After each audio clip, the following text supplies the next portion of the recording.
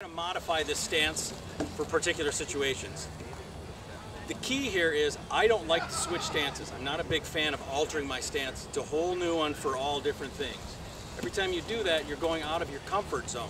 You've already sacrificed something to do that. So why? Why do it? Stay with what you're comfortable with. The other guy should be uncomfortable, not you. Okay?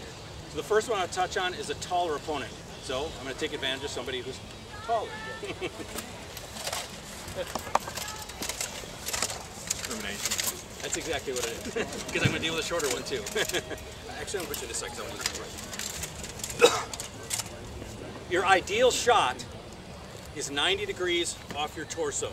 So when he throws straight forward or even down a little, these are his sweet spots. If he happens to find a taller person, he has to throw this way. He's throwing up.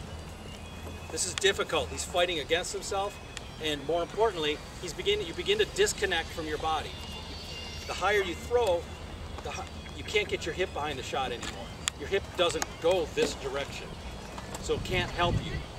So you fight gravity and have to do it with your arm, pain in the butt. This 90 degrees is the important thing. So what I will do against a taller opponent, I want to make you taller.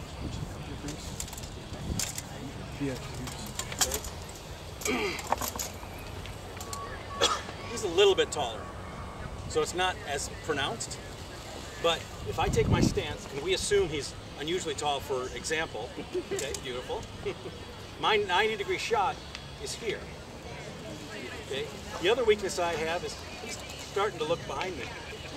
So the tall guy's going to fire these shots up the back of my head a lot. We've all had this, right? The tall guy hits us up back here. I'm like, well, so you start doing this stuff. You put your shield and stuff up. This doesn't help us either. This is hard, opens up exactly, you know. And for him, tall, to fire down here, it's not hard. Well, this is what I do. I do just what we talked about. My feet take my beginning stance. I sit on my stool, and then, without altering where the balance is on my feet, my hips come forward, my shoulders go back to maintain the same balance. Here's my 90 degrees now. Okay? So now, and he'll feel it, if I take my stance here, he can feel this, but he doesn't feel his head threat. If I push my hips, now you feel it, don't you?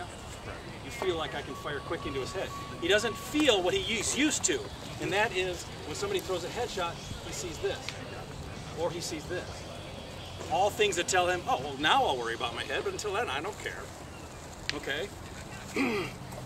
So this 90 degrees and your balance are the two things you put together for this taller opponent. You still want to sit because you need to be able to flex and move. You just turn your 90 degrees. I like to point them up around here because that's where you'll fire most of your shots, is around here. Okay, does that make sense? Now I need a shorter person. Your Majesty, I don't want to put you on your knees, so I apologize. Okay. Now, this would seem to be the logical extension of that, the shorter person, so I'm going to face him here, right? No. You see? So now this guy, who usually flies through the air to hit me in the head, just hits me in the head. Okay? What I do to deal with this is, when you get below the 90 degrees, you don't bend. You compress. Okay? So now if I fight here, what he feels is what he's used to, this threat up in this area, but he's used to it. I can tell because look where his hands are.